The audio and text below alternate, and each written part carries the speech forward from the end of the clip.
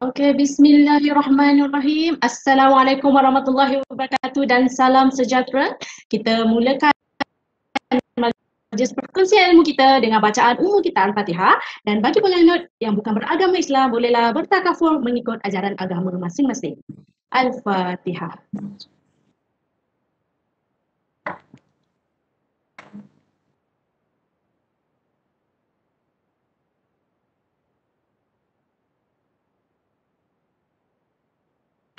Amin, amin, robbal alamin. Alhamdulillah, bersyukur kita kehadrat Ilahi kerana dengan limpah kurnianya dapat kita berkumpul bersama-sama dalam sesi webinar bertemakan Feed Forward dalam siri yang kedua dengan tajuk pemakanan seimbang. Jadi selamat datang dan ribuan terima kasih diucapkan kepada semua hadirin sekalian kerana sudi meluangkan masa menghadirkan diri ke sesi webinar ini. Jadi, sebelum memulakan sesi webinar ini, izinkan saya memperkenalkan diri. Saya, Nur Zarina Hanim binti Usman, penolong pendaftar kanan Pusat Sukan selaku moderator pada hari ini. Jadi, saya ingin merancangkan ucapan terima kasih kepada Pusat Sukan kerana masih terus memberi kepercayaan kepada saya untuk menjadi selaku pengacara majlis bagi program EFIC ini. Baiklah, suka untuk saya terangkan sedikit panduan dan atau cara webinar ini. Sesi webinar ini akan bermula pada jam 3 petang sehingga 4.40 petang, di mana ahli panel diberikan masa selama hampir 1 jam atau 1 jam 5 minit. Dan selama ahli panel berbicara, peserta dibenarkan untuk mengemukakan sebarang soalan di ruangan chat atau dengan mengangkat tangan, raise your hand, dan pihak urus setia akan memberikan laluan kepada anda untuk bertanya secara live. Diikuti dengan sesi soal jawab yang akan mengambil masa sekitar 10 hingga 15 minit. Dan akhir sekali adalah sesi bergambar. Dan yang paling penting, link kehadiran akan diberikan pada akhir program ini. Dan jangan lupa untuk sertai Telegram program EFIC UPSI, di mana kita akan kongsikan pelbagai info di dalam Telegram berkenaan. Hadirin sekalian, program Feed Forward ini juga kali diadakan pada tahun ini dengan kerjasama Pusat Sukan, Fakulti Sains Sukan dan Kejurulatihan, Pusat Kaunseling dan juga Kesihatan. Ia merupakan bertujuan untuk merancang semula aktiviti bersenam serta menerapkan budaya hidup yang sihat sepanjang PKP. Ia juga dilihat sebagai pemangkin kepada amalan gaya hidup sihat yang masih tidak diamalkan oleh segelintir masyarakat, terutama dalam kalangan staf UPSI yang kurang prihatin dan mengambil berat mengenai kesihatan. Komitmen UPSI terhadap program sukan staf sebegini adalah bercorak kompetitif, di samping untuk meningkatkan taraf kesihatan, kecergasan dan mengeratkan perpaduan dalam kalangan kaki tangan UPSI. Selain itu, matlamat program ini adalah untuk meningkatkan motivasi agar terus kekal dalam program kecergasan melalui konsep team building yang ditawarkan dalam program kecergasan perkumpulan seperti fitness bootcamp. Di program webinar Feed Forward ini adalah terbuka kepada semua kaki tangan UPSR yang akan dilaksanakan pada setiap hari Rabu dalam 4 siri, dan siri yang pada hari ini adalah siri yang kedua yang bertajuk pemakanan seimbang. Okey.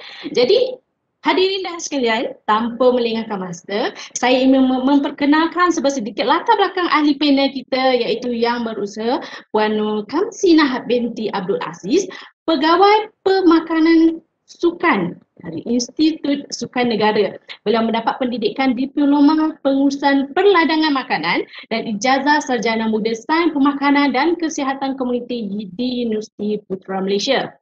Jadi dengan ini dipersilakan yang berusaha Puan Nur Kamsinah untuk berkongsi ilmu dan pengalaman, dipersilakan. Okay, Assalamualaikum semua. Terima kasih kepada Puan Pengerusi Majlis dan terima kasih juga kepada Pusat Sukan UPSI kerana menjemput saya hari ini untuk berkongsi manfaat pemakanan seimbang. Okay, so saya sedikit mengenai saya. Selain daripada yang Puan dah perkenalkan, saya mula bekerja di Institut Sukan Negara daripada tahun 2014. So daripada 2014 ke 2018 saya berkecimpung dalam pemakanan sukan, maksudnya jaga pemakanan bagi atlet negara. So kat situ pemakanan sukan ni dia beza sikit lah. Dia lebih pada makan untuk improve athlete's performance. Maksudnya apa-apa je yang asalkan boleh bantu atlet tu dapat gold medal ke, yang boleh bantu dia improve personal best dia ke, kita kena buat. Tapi beza sikit dengan pemakanan biasa yang mana dia lebih kepada untuk tujuan kesihatan. So nanti saya akan bincang lagi lanjut. So lepas 2018 masuk 2019 saya masuk ke bahagian general nutrition. So no longer kepada sport performance, tapi insyaAllah lah kalau performance nutrition tu masih ada dalam diri saya. Dan memang lebih minat kepada bahagian pemakanan sukan lah. So that's why masih di Institut Sukan Negara. So itu sedikit sebanyak latar belakang lah. Selain daripada tu saya jaga sukan termasuk sukan berbasikal, sukan olahraga, sukan silat, sukan netball, sukan angkat berat. Itulah yang mainly lah. Yang lain-lain tu ada bantu sikit-sikit. So yes, Azul Hasni pun one of my athlete juga last time. Bekerjasama juga dengan atlet, macam-macam lah atlet yang lain semua yang kenal tu, memang kita jaga pemakanan dia orang untuk make sure dia makan baik dan pemakanan tu bantu dia punya performance. Okay, so itu kalau let's say nanti kalau ada nak tanya soalan pasal workout and related to nutrition pun insyaAllah boleh. Okay, so tapi hari ni saya akan berkongsi lagi lanjut pasal pemakanan untuk kesihatan badan. Okay, sekejap saya akan share saya punya slide. Okay, sekarang dah boleh nampak slide saya? Boleh kan? Okay, sekejap saya akan buat dia mode presentation. Okay, so kita punya topik hari ni adalah pemakanan seimbang untuk kesihatan badan. Okay, so ada dua je saya akan sentuh. Yang pertama pasal pemakanan seimbang. Yang kedua pasal senaman. Okay, sebab dua ni memang adik-beradik, memang couple. Tak boleh tinggal salah satu. Ada orang tanya, boleh tak saya nak diet je tapi saya tak nak exercise. So yes memang ada effect tapi dia tak optimum lah, tak bombastik lah, tak the best lah. Okay, so nanti kita bincang lagi lanjut. Okay, so saya akan mulakan dengan macam interpretation ataupun definition kesihatan tu sendirilah. Okay, jadi kita lebih faham maksud kesihatan bukan setakat pemakanan je. Okay, so basically menurut WHO, kesihatan adalah macam bila kita complete, kita dalam keadaan fizikal kita, mental kita dan sosial kita adalah bagus, adalah okey. Bukan setakat tak ada penyakit. Okey, tak semestinya seorang tu tak ada kencing manis, tak ada darah tinggi ke apa, tak ada penyakit lah. Kita kata dia sihat, tapi rupanya sosial dia tak okey. Okey, dia takut dengan orang, dia ada anxiety, dia ada depression.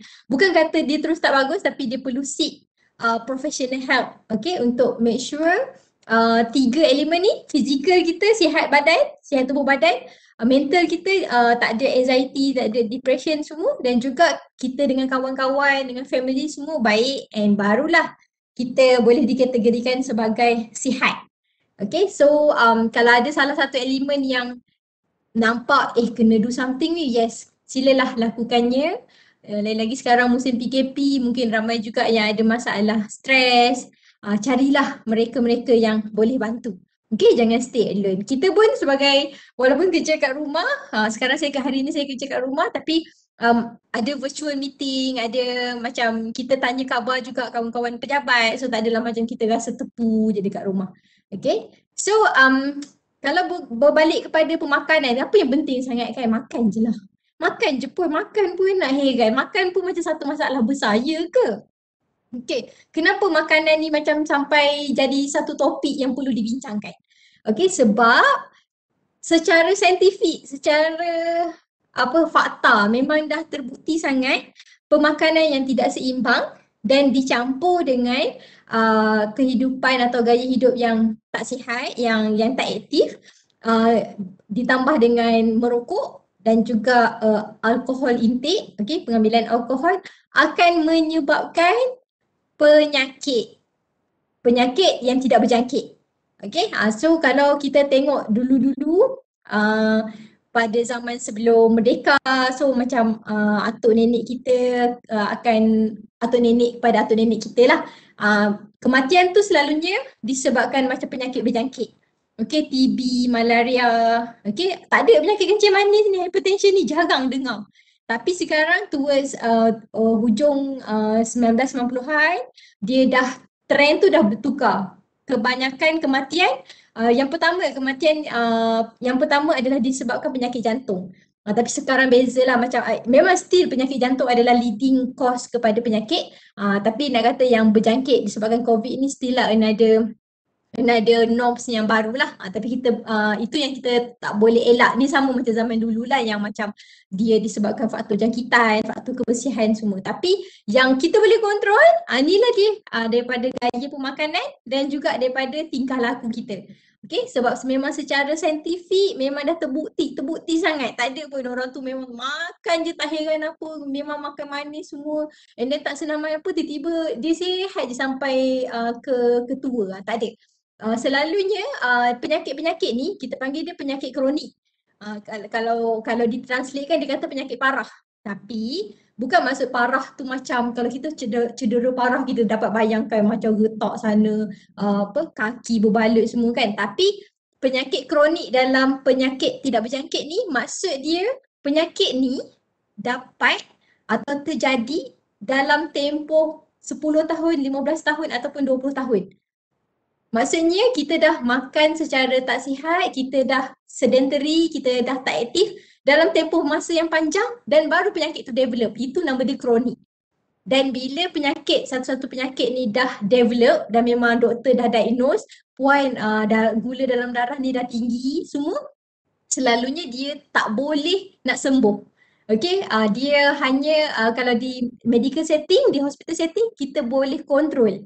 Okay, kita boleh kontrol mula dia makan ubat banyak ni, lepas tu dia dah ubah semua, dia dah makan ubat separuh, tapi nak kata dia sembuh daripada penyakit kencing manis tu semua, tak ada. Sebab penyakit ni dah develop ataupun dia dah terjadi disebabkan gaya hidup kita yang 15, 10, 20 tahun yang tidak menjaga ni semua, dan barulah dia terjadi. So that's why nutrition ni adalah salah satu ilmu yang perlu dipelajari, difahami dan diamalkan supaya kita yes, kita nak makan, semua orang nak makan, saya pun suka makan, tapi kita nak makan supaya sampai bila-bila pun kita boleh makan. Jangan sampai doktor dah memang kata puan kena ambil insulin, lepas tu gula manis langsung tak boleh ambil, dan masa tu macam bila dah kata tak boleh langsung ni, kita macam yelah nak kena stop tu, dia akan banyaklah efek dia kan, hypo semua, maksudnya kat sini macam terus tak boleh. So better daripada sekarang kita macam sikit-sikit, okay, kadang-kadang je yang macam terlebih sikit, and then kita ada senaman semua dan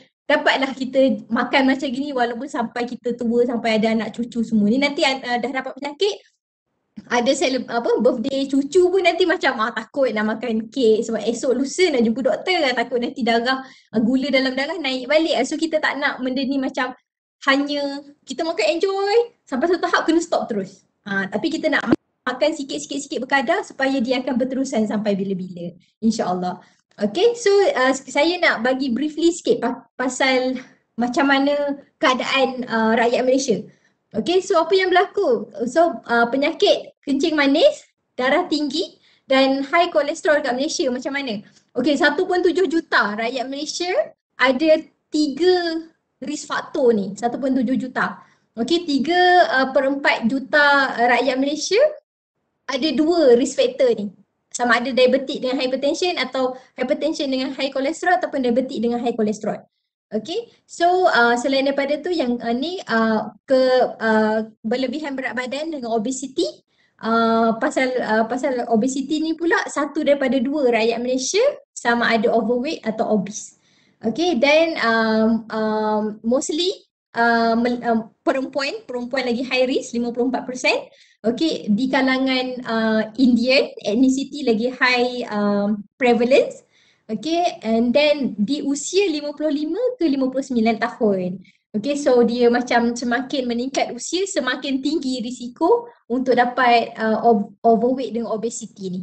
Okay, so apa yang berlaku bila ada overweight dengan obesity, dia adalah berkait rapat ataupun memang cause penyebab kepada diabetik, tinggi tekanan darah dan juga penyakit jantung. Okay.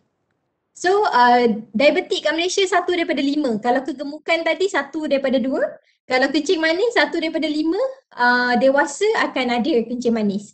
Okey, 3.9 juta rakyat Malaysia dewasa. Okey, dan juga bagi hypertension 3/10. Okey, so macam lebih kurang 1/3 lah, tinggi sikit. Kalau kencing manis tadi 1/5, kalau darah tinggi 1/3. Okey, dan lagi tinggi risiko bagi lelaki. Kalau yang pendengar kita hari ni lelaki, macam ambil tahulah pasal kita punya tekanan darah. Okey, ni macam contoh kadang-kadang ada hair screening ke kan, UPSI buat ke apa, pergilah check tekanan darah tu.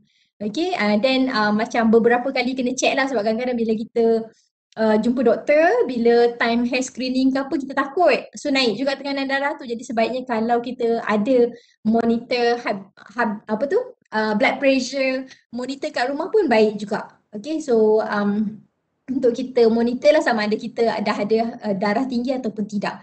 Okay, 90% daripada ni yang ada hypertension ni kena ambil ubat, sebab memang orang-orang yang dah diagnose dengan darah tinggi kena ambil ubat, sebab dia memang ubat tu memang bantu dia untuk turunkan tekanan darah dia. Okay, tapi 45% je yang dapat kontrol. Yang lain tu mungkin macam rasa malas nak jaga ubat semua. Okay, okay, kolesterol pula. Kolesterol ni tidak berkait dengan kegemukan. So basically orang yang kurus pun ada kolesterol. Yang ini memang kena check darah dekat hospital, dekat klinik. Okay, so tak semestinya nampak orang tu kurus, dia sihat semua, tak. So kena check juga dekat klinik darah.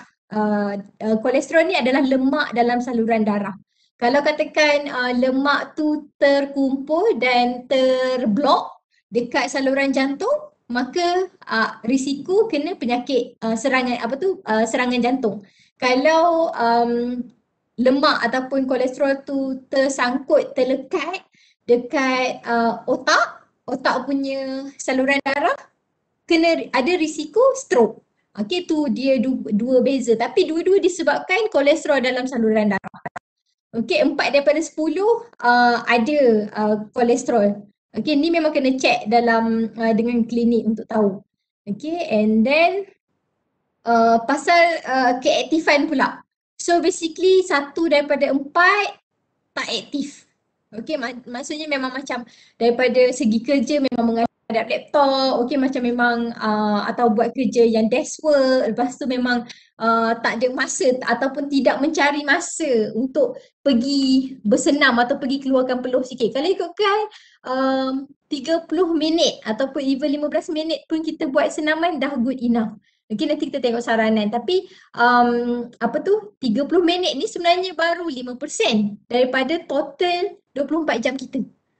Kalau ikutkan kita ni check kita punya scroll Instagram tu, scroll Facebook tu, berapa persen agaknya? Kalau senaman ni yang disuruh tu sebenarnya 5% je.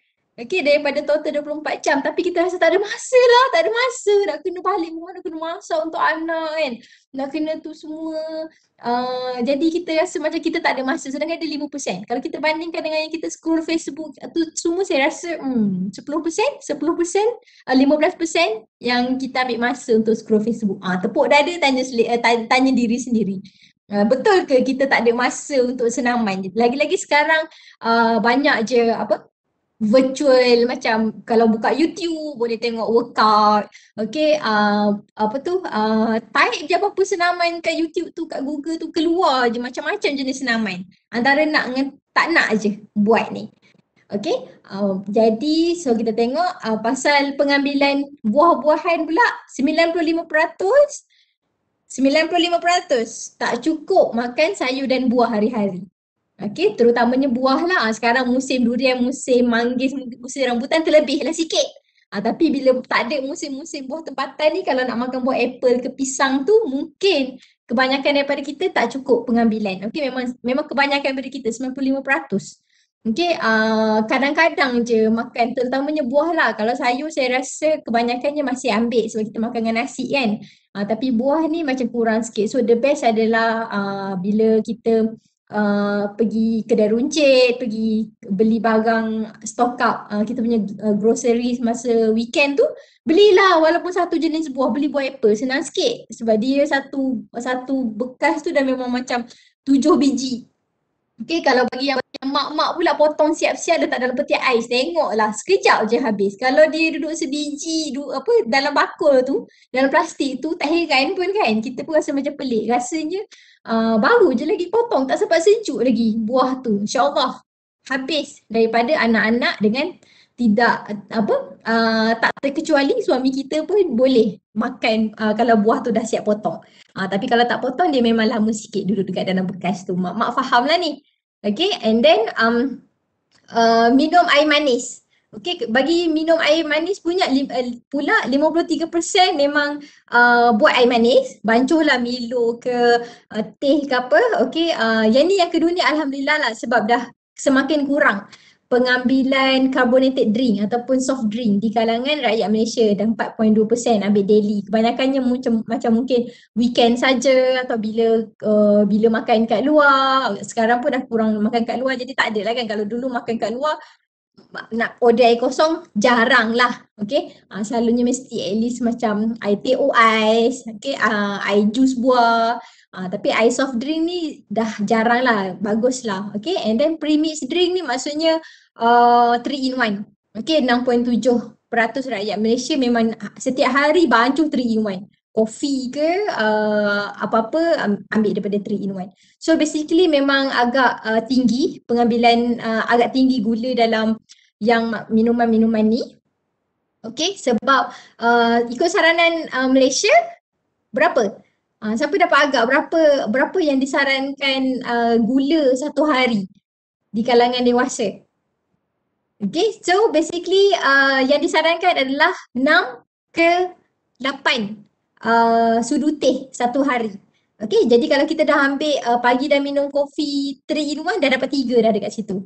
Okay, saya minum sekali je tapi sekejap lagi masak sayur ke apa letak juga gula, masak ayam masak merah letak juga gula. So kat situ sebenarnya yang dah rupanya sedar tak sedar dah 10, dah 12 teh gula kita minum satu hari. Okay, so jom kita masuk apa itu pemakanan yang sihat. Okay, so simple je. Terkini tahun 2021 Januari, KKM keluarkan Malaysian Food Pyramid 2020. Dia macam Olimpik juga, nak launch 2020. Nak dilakukan pada 2020 tapi yang KKM ni bukanlah disebabkan pandemik, tapi memang dia di-launch pada Januari 2021. Tapi nama dia Malaysian Food Pyramid 2020. Okay, so dah berubah. Siapa yang perasan sebelum ni, perubahan dia adalah yang utama adalah kalau dulu karbohidrat di bahagian bawah, dasar sekali. Dia kata kena makan secukupnya. Okay, tapi sekarang kat bawah adalah sayur dan buah-buahan. Okay, apa yang di-improve lagi? Dia improve contoh kuantiti tu. Kalau dulu kan dia macam letak je semua gambar roti, nasi, biskut semua. Tapi sekarang macam orang akan tanya banyak mana nasi tu yang cakap secukupnya tu. 2 hingga 3 serving semua. Jadi sekarang ni inilah serving dia. Contoh kalau sayuran yang disarankan lebih daripada 3 sajian satu hari, satu sajian banyak mana? Ni, satu cawan. Satu cawan kalau yang mentah, satu cawan. Ataupun kalau contoh kita celur, contoh macam bendi kan, bendi dia tak kecil. Walaupun kita celur dia tak mengecut. So dia satu cawan. Bagi sayur yang dah masak, setengah cawan. Kangkung ke, bayam ke yang dah tumis, setengah cawan. Setengah cawan banyak mana ni gambar yang kedua ni? Setengah cawan. Okay. Buah-buahan pula 2 sajian. Satu sajian tu banyak mana? Inilah dia gambar ni. Tebikai setengah biji bukan, satu slice lah, satu slice. Okay, kalau buah betik pun satu slice. Yang senang cerita yang jual dekat kedai tu, itulah dia satu serving, satu sajian. Okay, buah rambutan dalam lebih kurang 5 ke 6 biji. Okay, kalau buah yang besar macam buah jambu, buah jambu batu, buah mangga, buah dragon fruit, dia setengah biji untuk satu sajian. Ni kan dah nampak ada gambar kan, guava setengah biji. Itulah setengah biji lah. Mangga pun hujung tu setengah biji. Okay, bagi buah yang sebiji-sebiji, contoh macam buah apple, dia saiz bola tenis. yang memang saiz yang sebiji macam gini. Bukan jangan kalau gitu buah apple boleh sebiji, kita makan buah apple yang besar. Tak lah, kalau buah apple yang besar tu setengah biji lah. Okay, kalau yang sebiji dia saiz bola tenis. Kalau besar pada bola tenis tu kena separuh lah. Kalau kecil pada bola tenis, contoh ada limau yang macam kecil-kecil tu dalam 3 biji macam gitu. Okay, so bagi biji nasi dengan biji rin pula 3 ke 5 sajian. 3 ke 5 sajian, satu sajian banyak mana ni? Tengok gambar ni. Satu sajian 2 keping roti, 6 keping biskut. Okay, so kalau nasi 2 sendok nasi untuk satu sajian.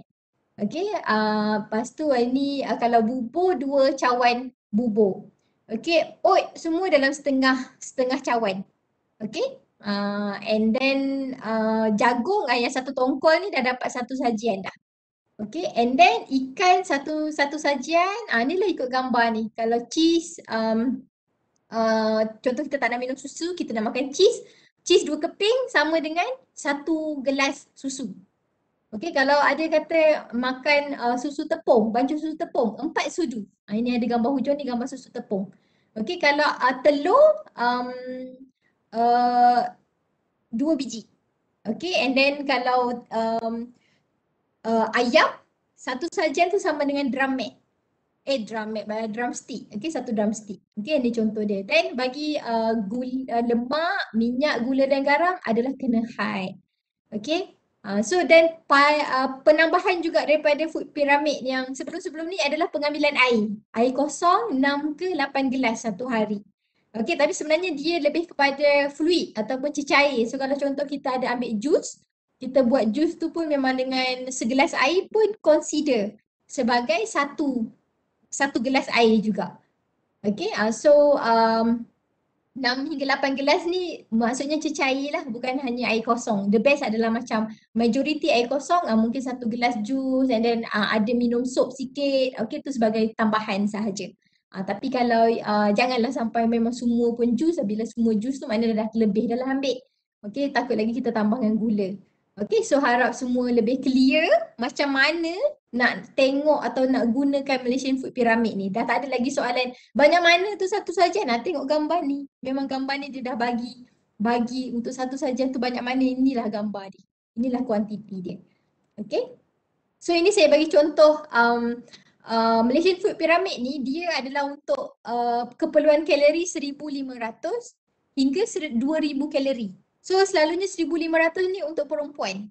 Okay, perempuan yang aktif tapi taklah aktif sampai bersenam setiap hari atau macam memang bersenam untuk running, untuk memang maraton, bukanlah. Okay, ni macam yang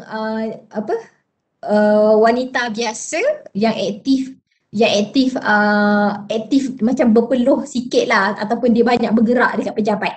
Okay, apa yang dia boleh makan? So contohnya dekat sini pagi boleh makan 2 keping roti dengan baked bean, 1 gelas kopi dengan 1 sudu teh gula. Okay, and then morning tea dengan green apple 1 biji dengan 1 cup green tea. Tapi green tea ni green tea kosong lah. Okay, and then tengah hari 1 cawan nasi. 1 cawan nasi ni sebenarnya sama dengan 2 sendok nasi. 1 cawan atau 2 sendok samalah. Okay, so satu cawan nasi. Tambah ke? Boleh tambah ke? Kalau dah 1 cawan tu, kalau bertambah bukanlah 1 cawan. Okay, jadi 1 cawan nasi, 1 chicken drumstick dengan kuah sikit. Okay, bukan kuah banjir. Okay, dengan ulaman ataupun sayur yang tak masak guna minyak. Yang sayur ulam ataupun sayur salad macam gitu. Okay, kalau saya makan dah bertambah, maknanya bukan 1,500 kalori lah. Mungkin kat situ dah 1,700 ke apalah.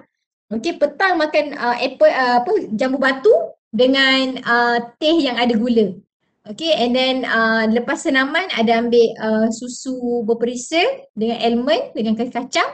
And then malam pun sekali lagi 1 cup rice. Okay, dengan ikan dalam setengah ekor. Okay, dengan sayur yang ada sebab ikan tilapia ni yang bakar, jadi maksud bakar kat sini yang memang tak guna minyak lah. Jadi dia punya kangkung tu atau sayur tu dia guna minyak untuk tumis. Okay, ini selalunya memang dah kuantiti yang untuk orang turunkan berat badan lah 1,500 kalori. Okay, kalau katakan dah makan lebih daripada sini, maknanya dah terlebih dah lah kalori tu. Okay, saya buat sedikit kuis ataupun sedikit yang simple untuk nampak perbezaan. Kalau 1,800 kalori, apa yang beza? Sama je sarapan dengan morning tea. Yang berbeza kat sini adalah tengah hari boleh makan 3 sendok nasi atau 1 cawan setengah nasi. Okey, tapi yang lain sama je, kuah je boleh lebih sikit. Dan juga lepas workout kalau nak ambil tak nak makan almond, nak makan kuaci pun boleh. Okey, tapi malam masih 1 cawan nasi juga. Okey, 2,000 kalori ni selalunya 2,000 kalori ni untuk lelaki yang aktif. 1,800 ni untuk lelaki yang tak aktif sangat.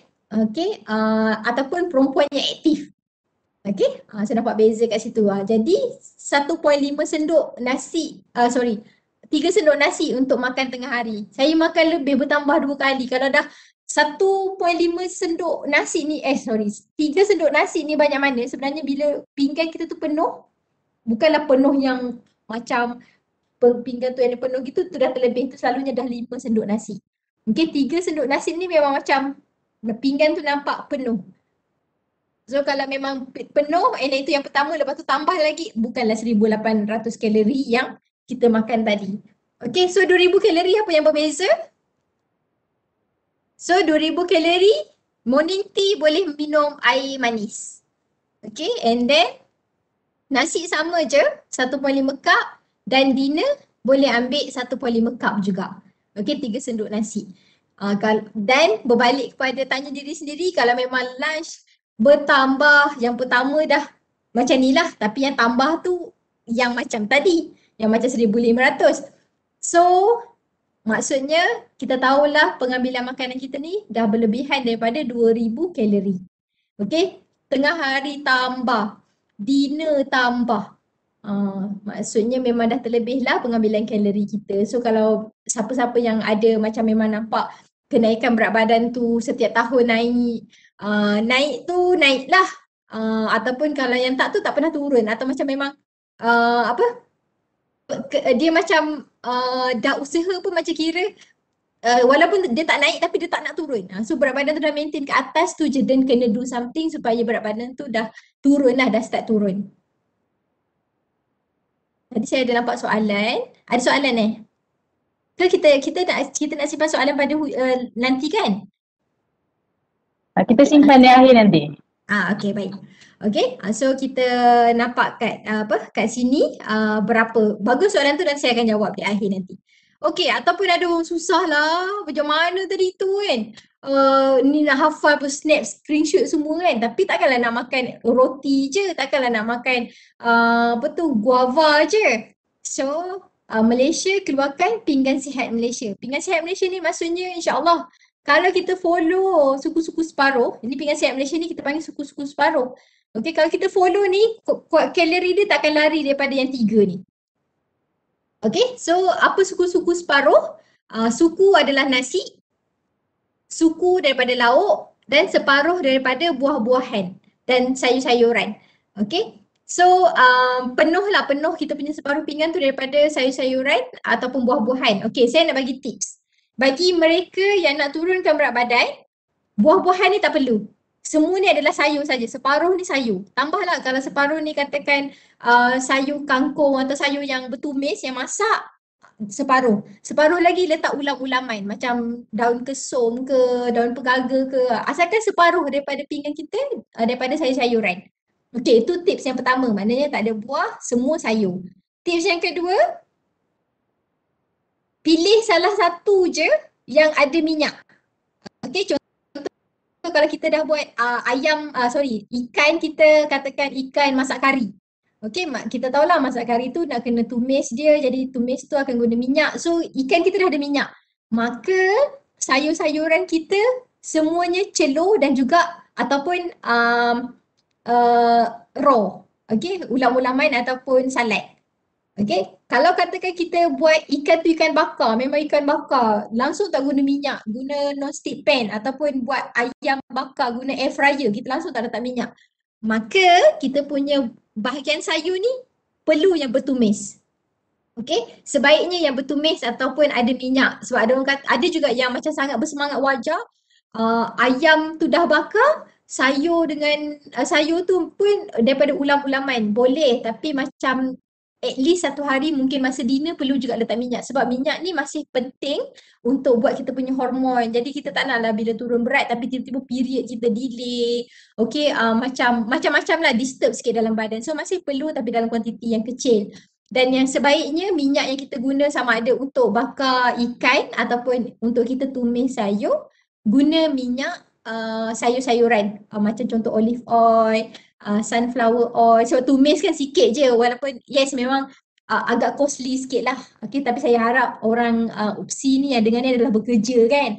Jadi insyaAllah adalah kewangan sikit beli olive oil ke atau sunflower oil ke apa, dia pun kita guna untuk tumis ataupun untuk untuk bakar ikan, bakar ayam sikit, jadi guna sikit je. Jadi insyaAllah masih boleh lama lah simpan atau kita spend beli olive oil tu, tapi dia boleh tahan dalam jangka masa yang lama sikit. Okey, tapi janganlah sebabkan sihat letak banyak, tidak, dia masih perlu kontrol kuantiti. Kalau nak tumis tu guna 1 sudu minyak, 1 sudu makan minyak, tapi make sure untuk satu family makan lah. Kalau setakat untuk kita makan seorang, kita prepare untuk diri kita saja 1 sudu teh minyak sahaja, guna untuk stir fried sayur ataupun boleh macam 1 sudu teh ke 2 sudu teh untuk bakar ayam atau ikan ni. Okay, so itu 2 tips yang saya boleh kongsikan untuk pinggan sihat ni, selain daripada kuantiti dia. Dan juga saya kongsikan tadi adalah cara penyediaan supaya kalori makanan kita ni tak lari jauh daripada, especially perempuan, maksimum 1,500. Okay, dan lelaki kalau dapat 1,800 dah good enough untuk kalau let's say for those nak turunkan berat badan lah. Tapi kalau saya macam ada orang nak maintain je berat kan, tak semua orang nak turunkan berat badan. So kalau for those yang nak maintainkan berat badan, sayur ni nak yang bertumis, ikan ni ikan asam pedas ke ikan ikan masak sambal ke tak apalah, tak ada masalah. Okay, so kalori dia akan terlebih sikit tapi masih boleh untuk kekalkan berat badan. Okay, so siapa yang rasa confused atau susah nak follow yang Malaysian Food Pyramid ni, follow sahaja Malaysian pinggan sihat suku-suku separuh ni, insyaAllah dapat turunkan berat badan. Okay, so nanti tapi untuk faham lagi lanjut, tadi saya bagi tips saja. Jadi kalau nak faham lagi lanjut memang perlu belajar lagi lah dengan nutritionist atau dietitian. Ikutlah kelas-kelas apa-apa. Okay, live daripada nutritionist ke dietitian ke, dengar. Okay, kat situ boleh belajar lagi banyak. Okay, so konsep makanan sihat, pinggan sihat tu, yang pertama dia ada 3 dia ada 3 apa nak kata, key point dia. Okay, perlu seimbang. Seimbang kita kalau follow suku-suku separuh memang dah seimbang lah. Ada ayam, ada protein kat sini, ada nasi, ada karbohidrat, nasi tu karbohidrat, dan ada fiber kat sini. Okay, and then minyak ada sikit dekat ikan bakar ni. Okay, and then yang kedua variety. Okay, so kalau kita ni sejenis suka timun Jepun je dengan salad je, cubalah minggu depan tu tukar sikit, belilah toge ke, bayam ke. Okay, ikan tu ikan kembung je, tukarlah sikit ikan keli. Okay, tukarlah sikit, kadang-kadang masa dapat gaji tu mungkinlah nak belikan siakap ke kan. Tapi perlu pelbagai, okay. Sebab Allah ni dia ciptakan makanan ni, dia sangat macam kaya. Okay, berbeza warna lah terutamanya, menunjukkan perbezaan nutrien kat dalam tu. Okay, janganlah kita duk suka bayam, lepas bayam kangkung, sama je hijau. So sama je hijau maksudnya kita dapat nutrien yang sama. So sebaiknya macam contohnya kalau kita beli buah, apple merah je tukarlah. Minggu ni apple merah, minggu depan apple hijau. Minggu satu lagi tu mangga. Supaya kita dapat berbeza warna, itu akan menunjukkan perbezaan nutrien ataupun zat kat dalam makanan tu, barulah kita dapat pelbagai zat untuk kita sihat. Okay, and then moderation tu maksudnya bersederhana.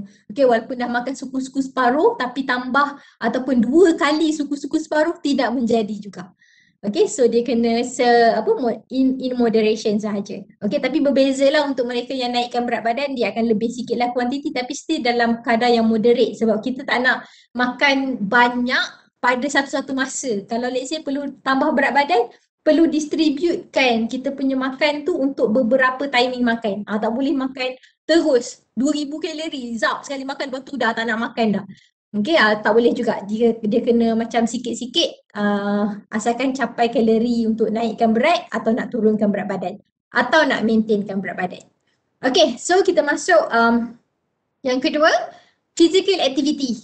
Okay, so ini kawan baik kepada pemakanan. Apa tu physical activity? Ada orang tanya saya suka kemas rumah, mengemuk lantai semua. Adakah itu saya dah bersenam?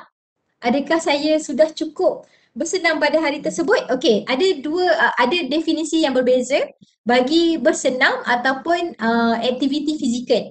So basically aktiviti fizikal ni adalah asalkan badan kita bergerak dan kita produce pergerakan tu disebabkan pergerakan otot dan dia menghasilkan tenaga yang lebih lah, maknanya kita bakar lebih. Okey, di mana kita nampak memang kita punya berpeluh, okey, naik heart rate semua. So itu maksudnya kita dah melakukan physical activity. Walaupun kita mengemuk satu rumah, yes, itu adalah physical activity. Okey, and then dia di-describe dengan jenis, kekerapan, jangka masa dan juga intensity. Okey, jadi kalau katakan kita buat intensity tinggi, maknanya physical activity tinggi lah yang kita buat. Kalau kita buat yoga, okey, ataupun yang macam mop lantai tapi sikit-sikit je, jadi itu intensity yang rendah. Okey, berbeza dengan bersenam. Bersenam ni adalah satu yang kita rancang dan kita buat tu secara berulang. Okey, katakan kita buat Tabata. Tabata kan sampai 2-3 set, ataupun kita buat berjoging lah, kita repeat sampai 3 km. Itu adalah bersenam. Okey, dan bersenam ni adalah tujuan dia untuk improve kita punya fitness. Okey, kalau kalau kita buat physical activity, kita mengemuk je semua, selalunya kita tak adalah sampai cardio kita improve. Okey, maksudnya tak adalah kita punya fitness improve. Tapi kalau kita buat senaman, memang berbasikal, berjogging, berenang semua, itu memang improve kita punya fitness. Okey, kalau katakan mula-mula kita bersenam tu, kita berjogging 10 minit je, lepas tu dah tak larat dah. Tiba-tiba kita buat konsisten 10 minit, tiba lagi 2 minggu, 15 minit. Boleh pergi lagi. Itulah menunjukkan senaman kita tadi tu dah memberi kesan dekat kita punya fitness. Memang tuan-tuan dan puan-puan sudah bersenam.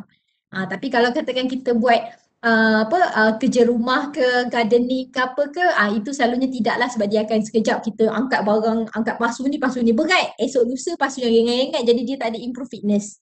Okay. So apa yang disarankan oleh Malaysia adalah 150 minit per week cardio exercise ataupun physical activity yang menggunakan cardio. Cardio ni maksudnya apa? Jantung lah. Okay, kalau yang cardio exercise, contoh senaman cardio adalah jogging, berbasikal, swimming, jalan laju, itu adalah cardio. Maksudnya semakin lama kita punya jantung kita dapat pump darah dengan lagi efisien. Okay, itu namanya cardio. Dan juga kena combine dengan 2 kali weight training. Okay, weight training ni apa? Nak kena angkat barbell ni ke? Nak kena pergi beli barbell yang berat-berat ke? Tidak juga. Okay, kalau beginner, body weight training pun dah good enough. Apa tu body weight training? Maksudnya kita angkat berat beban badan kita. Kalau badan kita berat 70 kg, 70 kg lah kita dah guna beban. Okay, so for those beginner yang baru nak start, carilah di YouTube ataupun di mana-mana platform yang bagi workout ni, type body weight training. So kat situ akan buat planking, akan buat sit up, crunches, lunges, semua tu yang hanya guna berat badan kita. Okay, so kena combine dua ni, sebab ada orang nak turun berat badan tapi dia suka jogging je ataupun berjalan laju. Boleh, memang turun berat badan, tetapi kalau kita tak buat weight training, kita punya otot tak tumbuh, tak tumbuh, tapi dia tak macam tak lean, dia tak fit. Okay, so especially macam bahagian yang lengan, kat lengan sini atau dekat bahagian peha, dia punya lemak tu menggelebih. Dia macam bila kita turun katakan sampai 30 kilogram, kita turun daripada 90 kilo, sekarang dah 60 kilo, tapi memang daripada berjoging je. Kulit akan flabby. Dia macam menggelebih lah, dia akan lembek macam gitu. So that's why kena combine dengan weight training. Okay, buat crunches, buat planking semua tu supaya dah turun berat dan weight training ni akan firmkan balik kita punya kulit.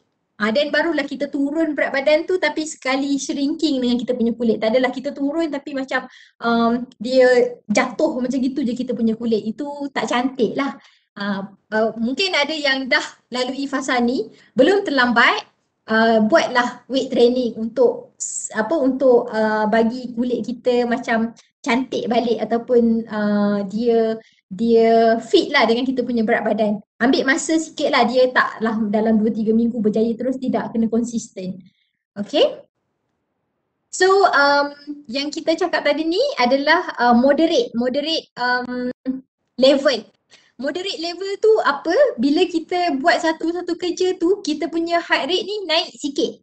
Okay, tak adalah sampai naik yang sampai sampai kita rasa pening. Itu kalau bila kita bersenam sampai rasa pening, sampai rasa nak muntah, itu kita dah bukan buat moderate, kita dah buat vigorous. Vigorous tu maksudnya sangat tinggi. Yelah, mungkin bersemangat kan, lepas webinar daripada nutrition, lepas webinar daripada yang talk sharing pada yang lain-lain tu, kita pun terus bersemangat, wajah memang terpecut. Bukan jogging, memang terus pecut. Jangan, dia perlu ada progress yang betul supaya kita capai maksimum heart rate kita yang betul lah, sesuai dengan usia, sesuai maksimum heart rate ni dia ikut usia. Okay, dia punya formula 220 tolak berat badan, itulah maksimum heart rate kita. Jadi kalau katakan kita tiba-tiba berjogging, kita pakai tracker, okay, contoh kita ada jam yang ada tracker ke apa, tengok-tengok sampai lebih dah daripada maksimum heart rate. Itu akan buat kita berisiko untuk pening, pitam, muntah. Dan yang paling penting, putus asa. Okay, dah pergi pecut. Lepas tu mulalah sakit dom sana, sakit badan 2-3 hari, MC seminggu. Tak jadi juga. Okay, so the best ni adalah buat moderate, iaitu macam jalan kaki laju, kemas rumah, gardening. Ini bukanlah siram bunga je, maksudnya gardening lah. Okay, and then main dengan anak, berenang yang taklah laju sangat. Okay, bawa pet jalan-jalan, dancing ataupun aerobik dan berbasikal. Okay, so moderate saja. Okay, apa level moderate ni? Level moderate ni senang kalau kita berjogging, dia 60 ke 70% effort kita. Okay, macam mana nak tahu 60 ke 70% ni? Kalau katakan kita berjogging, jiran kita tegur, hoi nak ke mana tu? Kita boleh, pergi sana kejap. Itu 60 ke 70%. Tapi kalau katakan kita berjogging, orang, kita berdua tak lepas tu, itu dah sampai 80-90%, dah bukan moderate, itu dah vigorous. Okay, so bila dah buat vigorous, pecut macam itu, persoalannya, mampu ke kita berjogging sampai setengah jam? Jawapannya tidak lah, 10 minit dah lah tu, dah tak larat dah. Okay, so bila kita buat moderate, satu, kita memang capai level kita, dan yang kedua, kita boleh sustain lama, katakan sampai setengah jam, 40 minit semua. Inilah waktu badan kita akan bakar lemak. Okay, kalau kita setakat senaman sampai 10 minit pecut, lepas tu dah tak buat apa-apa dah, itu badan kita hanya bakar gula dalam badan kita. So lemak yang kita nak simpan, yang kita memang tujuan nak bakar tu tak ada. Masih berbahagia kat dalam badan kita. Dia duduk diam je sebab kita tak guna pun dia. Okay, so buat moderate activity fizikal saja.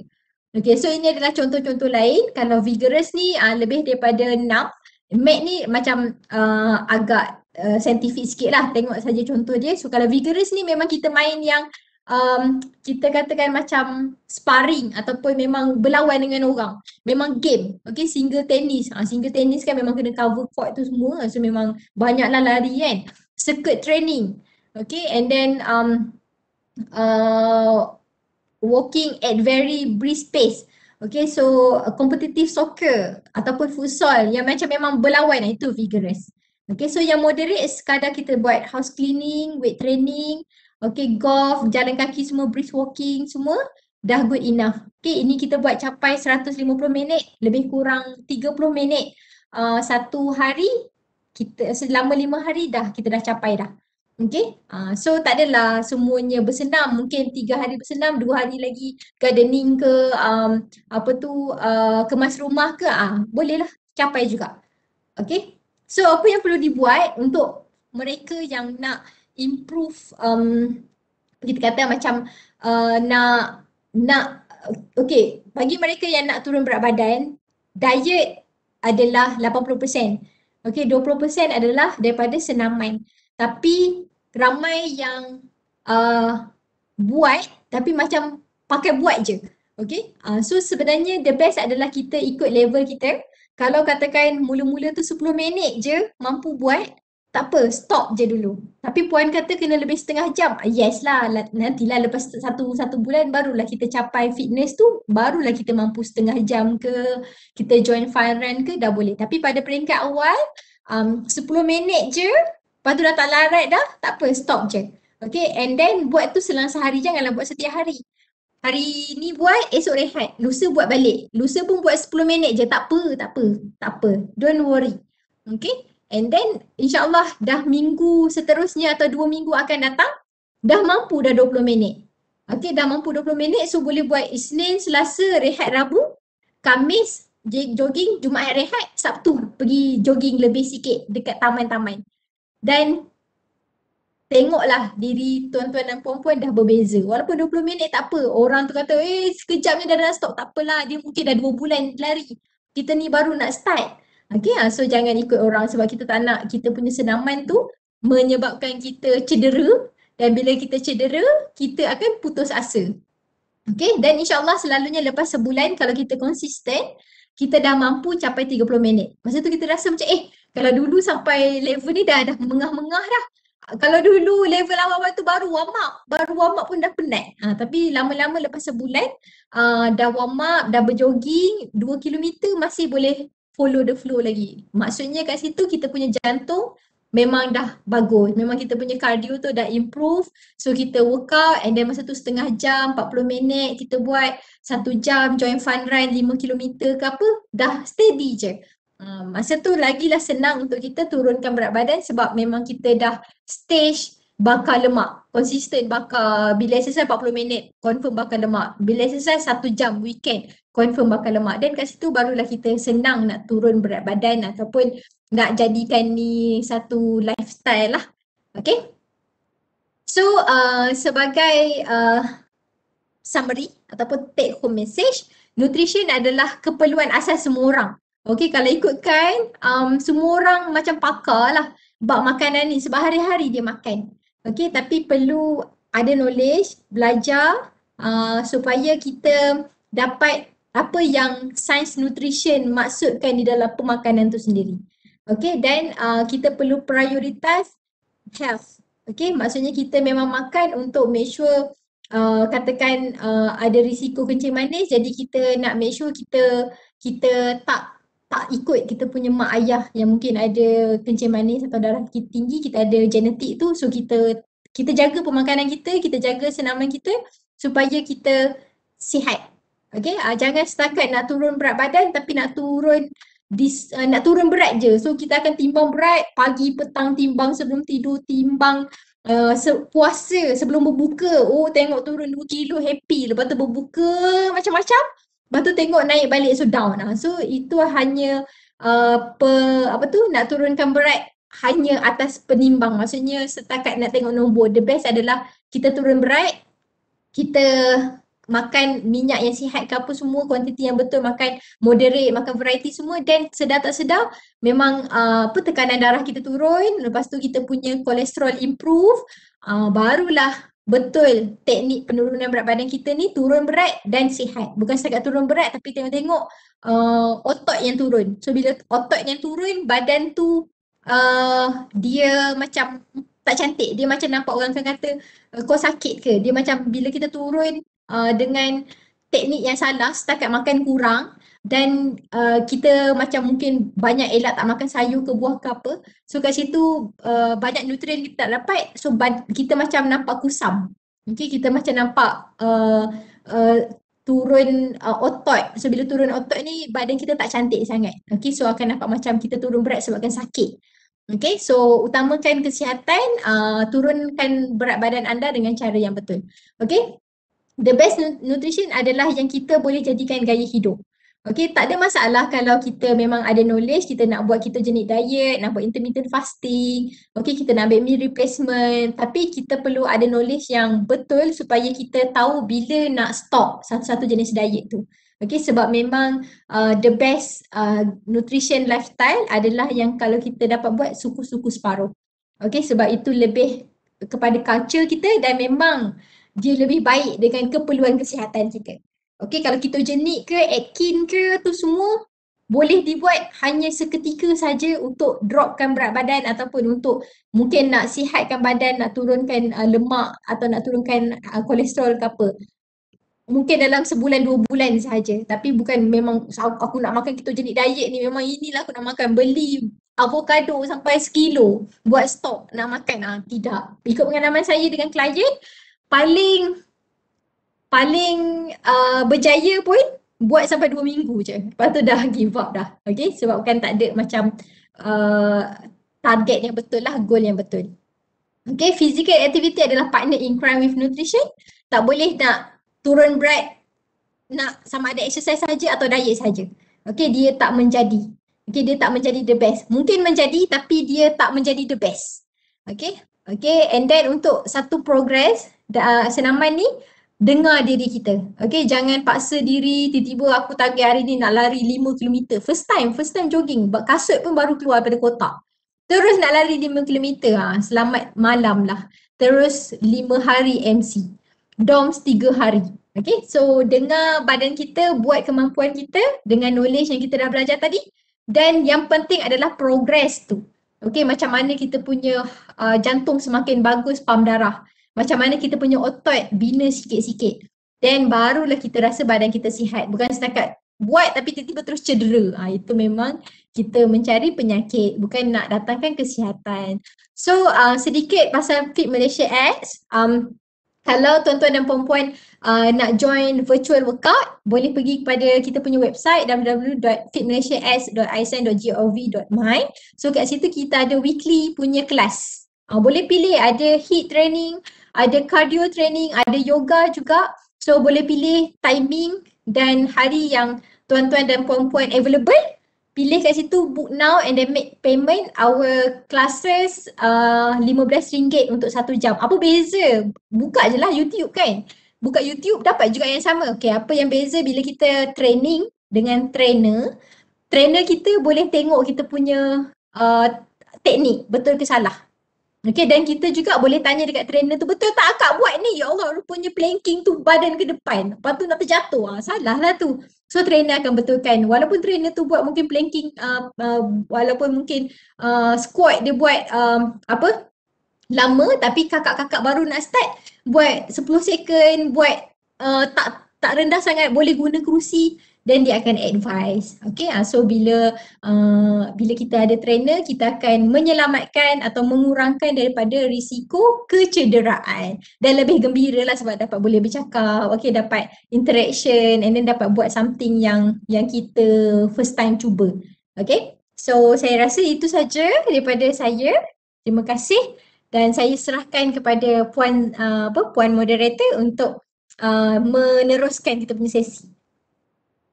Okey, terima kasih Puan Kamzina.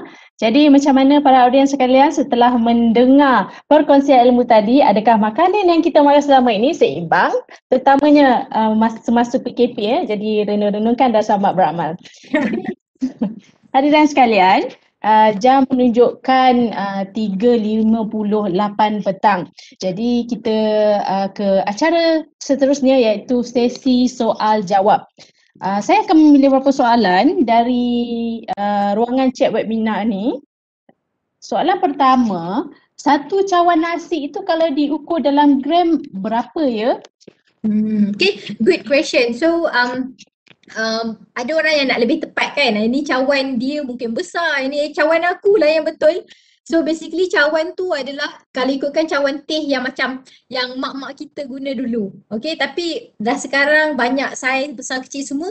The best adalah kita timbang satu cawan nasi 100 gram. Okey, satu cawan nasi 100 gram ataupun satu sendok nasi 50 gram. Okey, so bagi mereka yang tak ada penimbang mungkin nak cuba satu sendok nasi ataupun satu cawan nasi. Okey, saya kata satu cawan lah sebab satu hidangan adalah satu cawan. Satu cawan nasi bersamaan dengan 8 sudu makan. Kalau kita kalau kita guna sudu, kita cedok, kita akan dapat 8 sudu. Tapi bukan 8 sudu yang penuh sangat, tapi tak adalah sikit sangat. Okey. Kita boleh mungkinlah bagi mereka yang tak ada penimbang kat rumah nak cuba kan. Kalau guna cawan mungkin kita nak padat-padatkan dia pula dah terlebih pula. So dengan sudu boleh guna, dengan cawan dah letak 8 sudu dalam cawan kita, itulah banyak dia. Tapi kalau memang nak lagi tepat, yes, timbang dah satu cawan nasi 100 gram. Itu dia satu cawan nasi 100 gram ya. Okey, soalan yang kedua daripada Sofiatul Nazirah Mazki. Apa beza lemak dan kolesterol? Okay, so lemak ni adalah yang kita makan daripada minyak, daripada daging yang ada lemak tetel tu kan, daripada butter, semua tu adalah unsur minyak. Okay, ataupun unsur lemak. Okay, minyak adalah sebahagian minyak adalah lemak.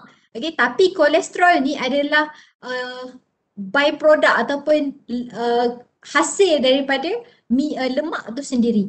Okay, dan juga kolesterol ni dia ada basically kolesterol ni adalah dia tujuan dia, fungsi dia adalah untuk lebih pada hormon, untuk hormon punya fungsi. Okay, dan kolesterol ni dia ada kolesterol baik dan juga kolesterol jahat, sebab kolesterol ni dia bergerak dalam darah. Kalau kita punya lemak, minyak ke apa yang kita makan, dia kalau kita makan terlebih, dia akan jadi simpanan lemak kat dalam kita punya perut, kita punya peha, kita punya tangan. Tapi kalau yang kolesterol ni dia adalah lemak yang bergerak di dalam saluran darah. Okey, dan bila dia bergerak dalam saluran darah, yang jahat, kolesterol ni ada dua jenis, kolesterol baik dan lemak baik dan lemak jahat. So yang baik ni akan menyebabkan dia kurangkan clotting ataupun kolesterol melekat dekat saluran darah tu untuk clearkan lah saluran darah kita. Tapi kalau yang jahat pula, dia akan menempelkan lagi dekat saluran darah dan itulah yang akan menyebabkan penyakit serangan jantung ataupun stroke. So basically dua-dua keturunan lemak, cuma fungsi dia berbeza, kolesterol untuk hormon dan dia bergerak di dalam saluran darah. Okay, saya harap macam saya tak nak macam explain lagi lanjut, takut nanti lagi pening ke apa kan. Cukup faham kolesterol ni adalah berfungsi untuk hormon dan juga dia duduk di dalam darah, that's why dia boleh menyebabkan clotting ataupun tersumbat, salur darah tersumbat tu. Okey. Seterusnya ya, kepada para hadirin, sekiranya ingin mengajukan soalan, boleh buka mic masing-masing lah. Sebutkan nama dan dari PTJ mana.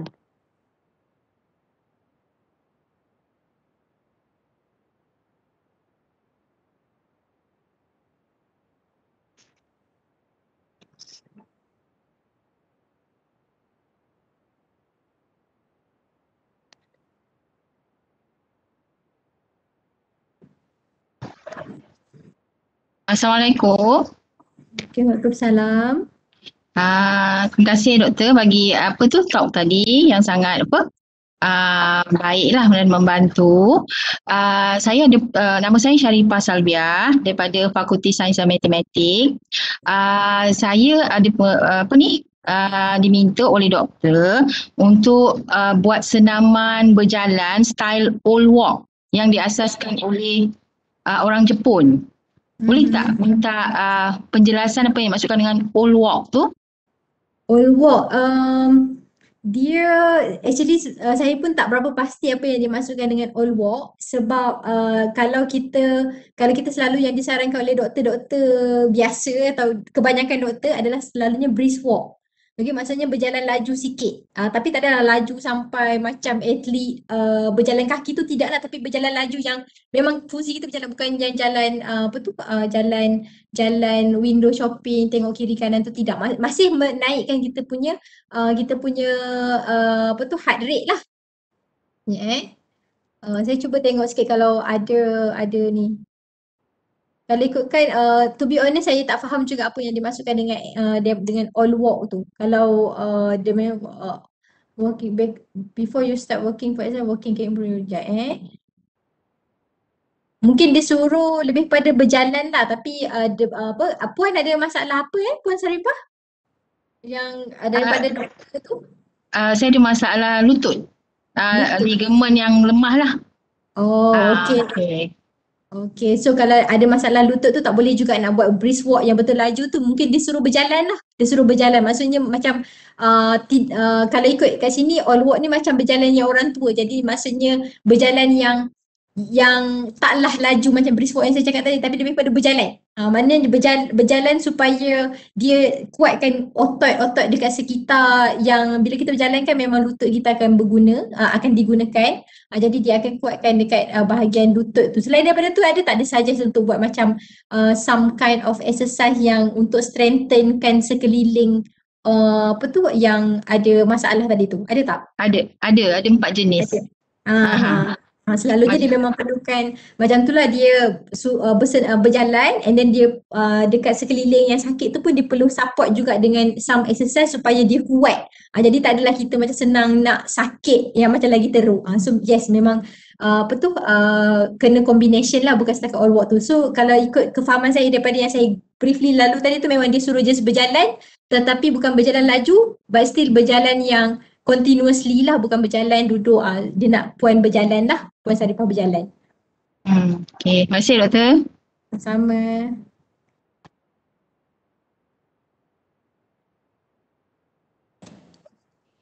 Assalamualaikum Kamsina. Waalaikumsalam. Puan, okey, saya Nur Hayati daripada Pusat Sukan. Nak tanya Puan tak, saya mungkin nak minta sedikit cadangan lah kot. Saya adalah pesakit buah pinggang yang sekarang ni sedang menjalani rawatan hemodialisis lah. Macam saya nak ikut yang macam Puan bagi tahu tadi tu, mungkin agak sukar lah, terutamanya yang bahagian air tu kan. Memandangkan saya dinasihatkan untuk untuk dapat minum satu hari cuma 500 ml air saja. Jadi mungkin Puan ada tips ke apa, macam mana saya nak balancekan benda tu semua, sebab sekarang ni saya rasa saya akan terlebih air je sampai berat badan saya naik mendadak lah juga kan, sebab saya gagal kawal air tu. Mungkin Puan ada cadangan yang boleh dikongsikan, mungkin boleh digunakan untuk saya praktikan dalam kehidupan seharian. Terima kasih.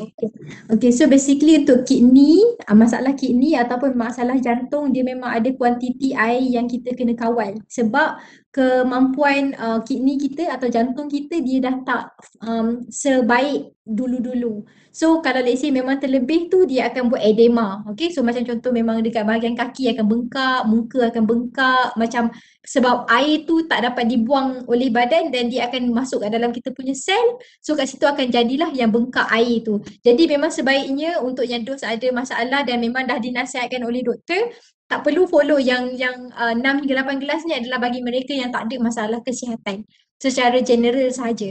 Okay, so untuk dapatkan 500 ml tu, yes, mungkin kita, especially bila kita ni bersenam kan, so utamakan semasa bersenam, so minum air semasa bersenam. Jadi kalau 500 ml je yang dia suggest, Puan boleh betul-betul letak 500 ml dalam botol supaya kita tahu kita tak terlebih ambil. Okay, so mungkin Puan boleh kurangkan jadi 450 ke, supaya 50 ml tu adalah daripada mungkin kita makan sup, kita makan kuah kan, ataupun kita makan buah tembikai yang tinggi dia punya kandungan air ke, jadi kat situ pun ada terlebih. Kita takut nanti air kosong memang dah 500 ml tapi rupanya kita makan buah semua, selalunya buah-buah tinggi dengan air, kat situ yang boleh menyebabkan terlebih. Okay, so yes, Puan Nur Hayati memang perlu kawal benda ni sebab dia memang memberi efek yang lain. Takut juga nanti jantung pun akan susah untuk pump air tu keluar, jadi dia akan menyebabkan bengkak lah. Memang ada tak masalah edema? Puan Hayati ada perasan tak ada bengkak-bengkak dekat, kalau let's say dekat tangan ke, dekat betis ke, bila kita tekan and then dia tak nak naik balik. Dia naik tapi dia macam slowly je. Even kita punya kesan jari pun ada kesan kat kita punya tangan. Ada tak macam tu? Ada Puan, kalau misal kata macam dah 2 hari kan kita tak dialisis, Setiap hari macam hari Ahad, Isnin tu saya tak dialisis, saya akan perasan macam muka saya naik naik, lepas tu tangan saya jadi bengkak, lepas tu saya punya peha dia ada macam, yelah macam yang Puan cakap lah, kita tekan dia tak naik-naik, dia macam slowly sangat naik. Itulah saya, mungkin saya itulah kalau Puan adalah cadangan ke apa benda kan, macam mana nak kontrol, sebab saya memang sekarang ni masalah saya lah saya gagal nak kawal air tu. Jadi memang kawal air tu memang Puan kena letak siap-siap dalam satu botol supaya kalau kita minum dalam cawan-cawan kita takut dah terlebih kan. Jadi kalau ada botol memang 500 ml ni tak banyak mana lah. Okay, memang botol kecil macam gitu je. So letak siap-siap 500 ml, minum sikit-sikit dalam 1 jam, baru minum 2-3 teguk macam gitu. Even 1-2 teguk pun dah memadai supaya kita dapat minum air sepanjang hari ni. Okay, dan juga kalau let's say memang katakan kita bersenam ataupun kita adalah macam rasa berpeluh lebih, mungkin cuaca panas ke apa, boleh berkumur. Okay, berkumur pun akan memberikan macam kesan, yelah kita dapat air di kita punya mulut dan dia akan trigger kita punya otak, kata kita macam ada some kind of macam ada air lah kat dalam badan kita. So kita dapat lega sikit, walaupun tak adalah nak kata memang dapat rasa hilang dahaga tu, tidak, tapi at least brain kita macam tenang lah sebab dia dah ada some input, kata kita dah minum air walaupun kita hanya berkumur. So dia tak ada tips yang kata boleh minum lebih ke apa, sebab ini adalah kemampuan kidney kita untuk keluarkan air daripada badan, especially sampai kita dah perlu dialisis. So memang kena kontrol kuantiti tu, tak boleh terlebih. Okay, so memang Puan sebaiknya memang letak terus dalam botol siap-siap supaya tak terlebih. Okay, dan air daripada buah-buahan tu semua better kurangkan lah atau elakkan. Sayur semua. Satu lagi, kurangkan juga makanan bergaram ataupun yang masin, sebab kat situ akan macam buat badan kita pegang air. So badan kita macam lagi banyak air yang susah nak keluar. So memang kurangkan masin. Kalau kita makan sup pun sikit saja, sebab selalunya kuah tu yang akan rasa masin. So kat situ pun kuah tu satu masin, satu air. Yang kedua air. So kat situ akan menyebabkan kita minum dan air dalam badan, dan ada garam tu, dan garam pun pegang air dalam badan, dia tak nak keluar. So insyaAllah semoga Puan Hayati kuat semangat dan kena berdisiplin kawal air tu, beli botol yang cantik-cantik. Okay, supaya kita rasa bersemangat untuk jadikan dia kawan kita, pegang je botol air tu dan minumlah itu sikit-sikit. Elakkan daripada cuaca yang sangat panas kat luar sana, supaya kita tak nak lah kita rasa dahaga sangat kan. So saya harap Puan Hayati lebih bersemangat lah lepas ni supaya jaga air tu, sebab dia kita punya kemampuan kidney tu yang menentukan itulah kuantiti. That's why doktor pun saja kita 500 ml sahaja. Terima kasih atas perkongsian Puan. Assalamualaikum. Waalaikumsalam.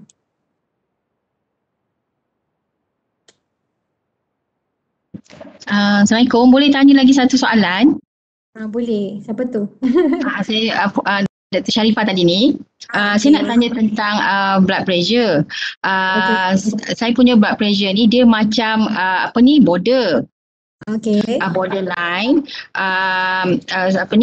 Kalau doktor minta saya buat screening lah dalam masa seminggu, lepas tu datang jumpa doktor balik. Bila saya ukur saya punya BP, waktu pagi dia okey, macam normal. Contohnya bacaan dia 109, bawah dia 69, lepas tu pulse dia 71. Okey, normal je. Tapi bila lepas makan ataupun dah petang kan, dia punya bacaan tu naik. Contohnya dia boleh naik sampai 129, 84, lepas tu pulse dia 67. Okey. Jadi bila malam dia jadi naik lah. Jadi doktor kata kalau bacaan tu border pun tak bagus, sebab dia akan menyebabkan jantung kita bekerja dengan lebih kuat supaya darah tu akan lancar, dan lama-lama jantung tu boleh jadi lemah lah. Jadi macam mana saya nak buatkan nak bagi BP tu normal balik? Maksudnya sekarang Puan ada ambil ubat ke untuk BP? Tak ada. Saya tak ambil ubat. Doktor suruh ubah dululah daripada pemakanan ataupun daripada, dia ada suruh yang senaman tadilah supaya jalan tu Boleh, kalau tak ada masalah boleh share dengan saya berat badan tak? Saya punya berat badan 76, Okey, tinggi? tinggi 156. Okey, 70. So dalam kategori overweight kan sekarang? Ya. Okey. So macam ni sebabkan selalunya alhamdulillah puan masih level yang doktor tak bagi ubat lagi. Okey, tapi dia memang minta kita ubah daripada gaya hidup, daripada kita punya habit lah. Okey, so bagus waktu pagi macam okey, normal, and then tengah hari selalunya naik. So selalunya memang kenaikan ni disebabkan aktiviti kita seharian lah. Mungkin satu daripada pengambilan, saya cakap daripada segi nutrition dengan senaman lah. Okey, mungkin ada faktor-faktor yang lain. So daripada pengambilan garam macam saya explain dekat Puan Hayati tadi, garam ni dia boleh simpan air kat dalam badan. So bila simpan air dalam badan, badan kita ni macam perlu extra work. So kat situ akan menyebabkan tekanan darah kita start meningkat. Okay, so apa yang boleh buat daripada makanan ni kurangkan yang bergaram lah. Yang bergaram ni yang satu memang kita rasa masin. Table salt tu yang kita buat letak dalam masakan. Dan yang kedua daripada perasa-perasa. Okay, sos tiram, kicap, belacan, apa-apa semua bahan perasa tu tinggi sodium. Walaupun dia tak rasa masin macam table salt, tapi sebenarnya garam dia tinggi. So kat situ mungkin kita dah makan daripada sarapan, makan tengah hari, menyebabkan sodium dalam badan dah meningkat. Itu yang menyebabkan tekanan darah kita pun dah start meningkat. Okay, and then kalau berat badan adalah dalam fasa, dalam BMI berlebihan, so semoga dengan keadaan puan sekarang ada sedikit masalah kaki dan juga doktor pun dah saja untuk bersenam, keep konsisten supaya selalunya bila turun berat badan 10% daripada total berat badan kita, katakan kalau puan dapat turun 7 kg, insyaAllah kat situ memang akan significantly reduce kita punya tekanan darah. Okay, so cuma ini ambil masa yang lama lah kan, sebab kita nak bersenam tu semua dengan keadaan kaki yang ada sedikit kecederaan dan juga suruh yelah tak boleh buat high intensity punya exercise, so dia akan take time sikit. Okay, and then stress level juga. So bila kita stress, kat situ darah dalam badan kita akan pump laju ke seluruh badan, so kat situ pun akan meningkatkan kita punya tekanan darah. So basically itu antara faktor lah yang mungkin puan boleh semak balik. And then slowly lah, especially pada makanan memang yang garam tu memang cepat lah spike atau tingkatkan kita punya tekanan darah. So harap lepas ni makan yang kalau garam tu macam mana kita nak rasa masin walaupun tapi tak banyak, selalunya better dah nak habis masak, tutup api ataupun sebelum tutup api kita tabur garam. Kat situ kita akan rasa masin tu masih rasa masin tapi kuantiti dia tak banyak. Kalau kita letak garam tu awal-awal, sepanjang proses masakan tu dia dah kurangkan sikit rasa masin, kita dah rasa hujung, tak berapa masin, kita tambah lagi. Makanan kita tu dah sangat tinggi garam. So the best adalah teknik dia, hujung-hujung baru letak garam dan kat situ baru kita akan secara tak langsung kurangkan pengambilan garam. So saya harap ini dapat membantulah supaya Puan Saripah dapat slowly achieve yang turun tekanan darah tu.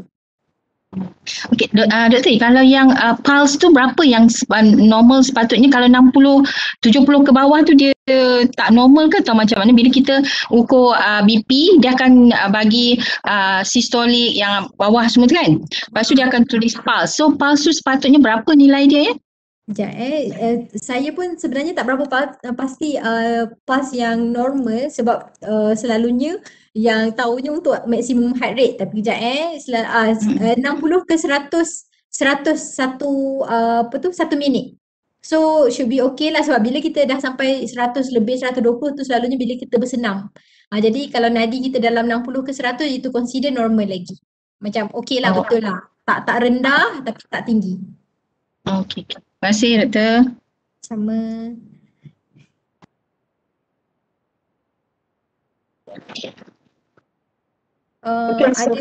Sementara itu kita ada satu soalan daripada ruangan chat ni.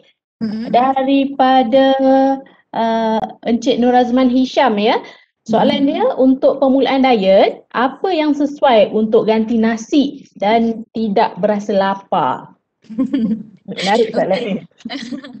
Okey, nasi dan tak nak rasa lapar. Sebenarnya yang term kedua tu yang lagi takut dengar tu. Kalau nak ganti nasi macam-macam tapi nak rasa lapar tu dia perlu ada tips dia. Okey, so ganti nasi ni sumber karbohidrat biji kan. Kalau kita tengok yang food piramid makanan tadi tu yang level kedua. Semua tu boleh gantikan nasi. So katakan kita nak makan bihun boleh, nak makan mi kuning boleh, nak makan pasta boleh. Tapi saya suggest especially nak tidak rasa lapar ni, the best kita ambil karbohidrat yang semula jadi. Macam contoh kalau bihun, mi goreng ni selalunya dah proses. So bila proses tu dia dah banyak keluarkan fiber semua, dia akan buat kita rasa lapar tu cepat. Sebab dia dah proses kan, jadi fiber tu tak ada. So kita punya cepatlah dihadam. Bila cepat dihadam kita akan rasa cepat lapar balik. So kalau contoh, kalau memang suka makan nasi, the best adalah ganti dengan beras perang. Okay, beras perang atau beras basmati. So kuantiti yang sama tapi dia ada fiber yang lagi tinggi. So kat situ akan buat kita kenyang lebih lama lah, tidaklah rasa lapar cepat. Okay, and then kalau let's say memang tak betul-betul nak makan nasi, so boleh ambil pasta. Sebab pasta dia punya proses tu dia ada tambah telur. So dekat situ dia punya glycemic index. Okay, saya harap biasa dengan term glycemic index. So glycemic index dia lebih rendah berbanding kalau bihun, mi kuning semua tu. Okay, and then kalau let's say kadang-kadang nak tukar mungkin waktu dinner ke, waktu sarapan ke, ambil keledek, okay, kentang agak tinggi GI, so ambil keledek, okay. Lepas tu apa lagi yang sesuai, roti whole meal yang warna hijau atau warna purple. Kan plastik, ikutlah brand apa-apa, selalunya warna hijau dengan warna purple tu dia punya indicate lah yang dia ada tinggi grain, ada tinggi fiber kat dalam situ. So okay, itu untuk buat ganti jenis nasi je lah. Okay, untuk tidak rasa lapar, kalau nak turunkan berat badan, rasa lapar tu common. Kena rasa lapar sebab itu tanda badan kita habis. Lapar ni adalah kat perut. Sebenarnya bila makanan kita dah habis digest, dia akan pergi ke saluran darah. Okay, kat otot, dekat hati kita untuk simpan tenaga. Perut kita memang berbunyi sebab dia dah kosong. Tapi tidak bermaksud kita punya badan pun kosong. Katakan kita bersenam atau melalui meeting ke apa semua, kita masih ada tenaga sebenarnya. So kalau let's say kita pun nak turunkan berat badan, memang dalam perut dah kosong, dalam hati, dalam otak pun dah kosong, barulah dia start bakar lemak. So kat situ dapatlah kita turun berat badan. Okay, jadi itu supaya kita faham lah yang nak kata nak turun berat badan ni memang kena ada rasa lapar tu, sebab itu adalah proses nak menunjukkan badan kita akan start bakar lemak. Okay, tapi kita pun nak elakkan juga mungkin daripada gastrik ke apa kan. So the best adalah untuk mereka yang berdiet, makan katakan 4 kali ke 5 kali sehari. Tapi memang kuantiti yang terkawal lah. Sarapan sebelum 9 pagi, katakan makan roti 2 keping whole meal. Nak tunggu pukul 1 tengah hari, lagi-lagi lelaki dan lagi-lagi baru berpermulaan, confirm berbunyi perut pukul 10, pukul 11 pagi. Okay, makan buah dalam pukul 11.30 macam gitu. Fungsi dia satu, nak elakkan daripada gastrik, dan yang kedua untuk kita tak over hungry bila tiba waktu tengah hari makan tu. Bayangkan walaupun kita control portion tapi suddenly tak makan snacking, lepas tu tiba-tiba makan nampak nasi, ada tak nak makan sup rasanya? Tak ada, memang terus nak makan masak lemak cili padi ke, yang masak yang itu yang lagi kita rasa terpanggil-panggil nak makan. So ambil snacking pukul sebelum lunch. The best adalah macam memang nak dekat dengan lunch lah supaya kita tak rasa over hungry dan nak elakkan kita daripada overeating masa makan tengah hari ataupun masa makan malam. So petang pun ada some snacking supaya nak elakkan. So kita just nak elakkan kalau kita over hungry, selalunya susah kita nak control kita punya makanan. InsyaAllah Encik Nur Azman, bila kita control portion, ambil masa dalam 7 hari ke 14 hari, seminggu atau 2 minggu, perut kita akan mengecut. Bila perut kita mengecut, kita tak lagi rasa berbunyi perut. Walaupun kita makan kuantiti yang sedikit daripada sebelum ni. Pada peringkat awal, seminggu pertama atau 2 minggu pertama, kita makan tiba-tiba lah. Tengok tadi kan 2000 kalori pun 1,5 cawan nasi sahaja boleh makan. Memang berbunyi perut. Kita makan pukul 1, solat Zohor pukul 1.45 berbunyi perut. Okay, itu normal. Tapi konsisten je dalam masa seminggu, 2 minggu, lepas tu makan kuantiti yang sama dah tak lagi rasa berbunyi perut, dan insyaAllah 2-3 bulan kuantiti tu kita rasa okey je. Okay, kita dah tak rasa lapar tapi kita tak rasa macam nak makan lebih pun, kita akan rasa macam nak muntah. Kita akan rasa sesak dada sebab kita punya perut tu dah mengecil, jadi kita kuantiti yang gitu pun kita dah good enough. Sebelum ni perut kita besar ni. kita letak separuh ni, berbunyilah yang kosong ni, bising. So kita shrinking dan dia kecil dan dia dah akan okey. So harap okey lah Cik Nur Azman untuk kena kuatkan semangat dan try lah supaya berjaya untuk turunkan berat badan ni. Okey, kita buka lagi soalan sehingga 2.30 minit. Ada siapa-siapa lagi yang ingin bertanya?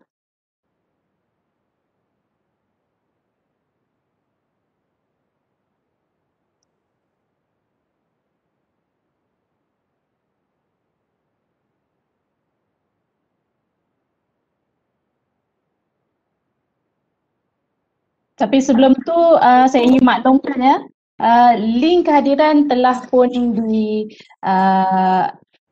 ada di ruangan chat ya. Jadi boleh klik dan isi dan hantar. Okey, teruskan hadirin. Hello, Assalamualaikum. Waalaikumsalam. Nama saya Mizi, saya pelajar daripada FPM. Jadi saya nak tanya yang berkenaan dengan nutrisi ni sebab saya target untuk kurus. Tapi saya pun jenis yang aktif, so macam petang saya akan bersukan macam jogging, lepas tu workout ringan mungkin dalam 45 minit. Kemudian malam sebelum isyak lah biasanya saya akan workout lagi dalam mungkin lingkungan 40 minit macam tu. Jadi saya akan ada satu akan ada hunger tau lepas workout malam tu especially. Jadi saya cuba nak cut tapi dia akan jadi mengganggu saya punya diet ataupun nutrisi pemakanan tu. So macam ada tak plan mungkin saya patut makan awal atau macam mana? Okey, macam mana tadi kiranya macam in between petang punya workout dengan malam punya workout tu tak ada makan? Tak ada, selalunya tak ada. So lepas workout malam baru makan ke macam mana? Selalunya dia akan datang macam pukul 9, 10 tu tiba-tiba dia rasa lapar. Macam tu. Oh, mana plan Cik Izzy lepas workout malam memang kiranya tak dinner lah, tak ada dinner. Lepas workout petang and then workout malam and then lepas tu tak ada dinner. Betul? Selalunya macam tu. Okay. Okay, so sekarang tapi dia punya progress macam mana? Ada nampak turun berat badan macam berapa kg sebulan ke? Setakat ni dia tak nak turun. Dia degil. Okay, tapi dah turun lah. Kalau dulu turun sebab dulu saya memang jenis pergi gym. Cuma sekarang tak pergi gym, dia jadi macam dia tak nak turun. Okay. So basically ada beberapa isu kat situ. Yang pertama, exercise antara petang dengan malam tu agak rapat. So bila rapat kat situ macam memang akan lapar sebab even kita senaman lebih daripada, kalau kita dalam sport nutrition, first 1 jam kita tak perlu makanan, kita hanya perlu air kosong. So start 40 minit tu kita akan start bakar lemak dalam badan. Okay, so bila masuk jam yang kedua, contoh yang malam tu, kat situ patutnya dia akan bakar lemak lagi lah. Kan, nampak secara logik macam gitu. Tetapi apa yang berlaku, badan kita nampaknya macam Cik Izzy punya badan ni dia dah reserve fat. Okay, so bila dia dah reserve fat sebab dia tahu petang workout sampai 45 minit atau maksimum 1 jam kan. So patutnya dia bakar lemak. Tapi dia tahu nanti malam nak workout lagi and lepas tu tak ada makanan. So dia macam macam survival punya phase. So dia akan start macam simpan lemak, instead of guna dia akan simpan lemak tu. Okay, so I would suggest sebenarnya lepas senaman kita sebaiknya ada makan sebab kita nak ganti balik otot kita yang dah tercedera masa kita workout kan, sebab kita punya bersenam tujuan dia nak bina otot yang baru. Dan nak bina otot yang baru ni supaya kita nampak fit semua. Tapi kalau kita tak makan lepas tu, siapa yang nak bagi kita punya otot jadi fit? Siapa nak bagi kita punya banyak kecederaan berlaku semasa workout. Jadi kalau kita tak makan, dia tak dapat recovery. Okay, I would suggest Encik Izzy lebih kepada macam target untuk sihatkan dulu badan. So bila dah nampak berat plateau, dah tak nak turun berat badan ni, mesti ada something wrong. Fisiologi badan kita dah berubah kat dalam tu sebabkan kita punya aktiviti. So I would suggest lepas workout petang ambil dinner. Okay, So dinner kalau paling simple pun start dengan macam some sandwich yang ada telur atau ada protein lah, tuna ke telur ke, buat ala-ala benjo tapi guna roti, telur, guna minyak sikit je and letak sayur. So makan dekat situ. So lepas tu dalam masa selalunya kalau dekat kat sini kita punya suggestion kepada atlet at least 6 jam untuk recovery untuk macam next training. Unless kalau for those atlet yang training pagi and then dia ada training pukul 11, selalu yang pukul 11 tu skill training je. Okay, so gapping antara petang dengan malam tu bagi saya agak cepat lah untuk dia nak recovery and then of course nak dapat the benefit of workout. So kalau Cik Izzy ada timing, the best bagi saya adalah pagi dan malam kalau nak workout, atau pagi dengan petang supaya badan kita recover dan dia dapat manfaat workout tu.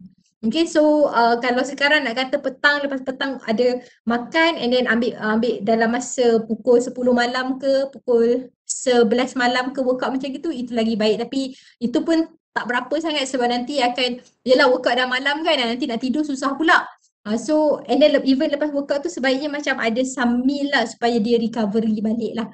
Okay, paling tak pun macam minum susu 1 kotak pun dah good enough untuk macam dia recover otak kita yang dah tercedera masa workout tadi. So harap Encik Izzy ada timing tak untuk workout pagi, katakan lepas subuh and then petang sebelum maghrib, and then malam tu dinner awal, and then lepas tu insyaAllah badan Encik Izzy lagi efisien menggunakan tenaga dan workout, maksudnya ada supply, ada demand dan ada supply. Tapi kalau sekarang ni banyak macam nampak banyak supply saja, kita workout saja tapi macam yang daripada nak ganti benda tu tak ada. So that's why badan Cik Izzy macam dah ada sedikit physiological changes. So harap kena ubah sikit lah jadual workout dan juga kena makan lepas workout supaya kita recovery. Okay?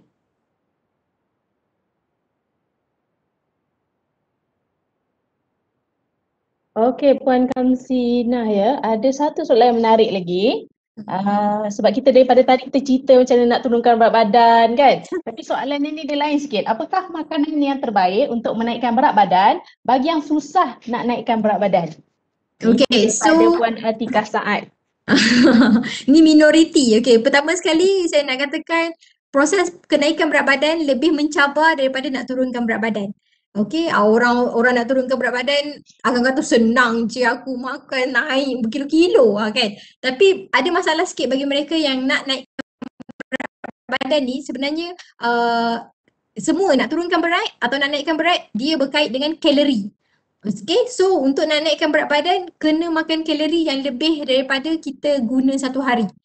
Kena positive energy balance. So senang cerita, Puan Atikah kena makan paling minimum 5 kali sehari. Okay, maksimum 6 ke 7 kali satu hari. Apa yang kena makan tu? So, biasa breakfast, snacking, lunch, morning, evening tea, dinner. Okay? Okay, apa jenis makanan kat breakfast, lunch dengan dinner ni adalah makanan yang komplit. Yang ada nasi, ada lauk, ada sayur.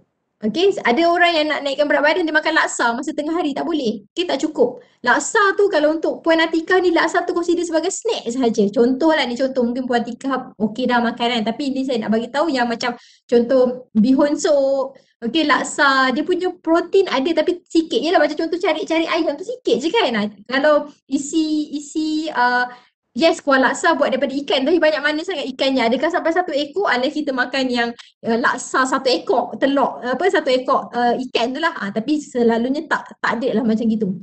So breakfast, lunch, dinner makan yang complete meal. Nasi berlauk suku-suku separuh pun dah good enough. Tak perlu macam bertambah sangat. Okay, and then snack ambil pagi dengan petang.